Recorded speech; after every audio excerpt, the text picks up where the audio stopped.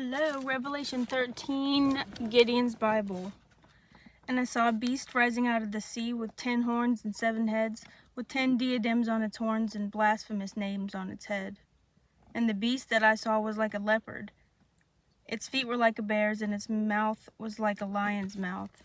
And to it the dragon gave his power and his throne and great authority. One of his heads seemed to have a mortal wound, but its mortal wound was healed, and the whole earth marveled as they followed the beast. And they worshipped the dragon, for he had given his authority to the beast, and they worshipped the beast, saying, "Who is like the beast, and who can fight against it?" And the beast was given a mouth uttering haughty and blasphemous words, and it was allowed to exercise authority for 42 months. It opened its mouth to utter blasphemies against God, blaspheming his name and his dwelling, that is, those who dwell in heaven. And it was allowed to make war on the saints and to conquer them. And authority was given over every tribe and people and language and nation, and all who dwell on earth will worship it. Everyone whose name has not been written before the foundation of the world in the book of life of the Lamb who was slain.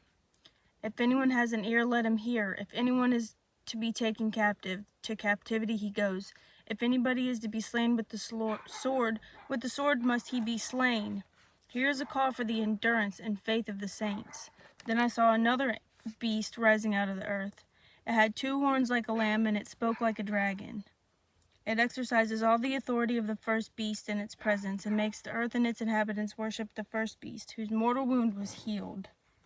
It performs great signs, even making fire come down from heaven to earth in front of people, and by the signs that it is allowed to work in the presence of the beast, it deceives those who dwell on earth, telling them to make an image for the beast that was wounded by the sword and yet lived.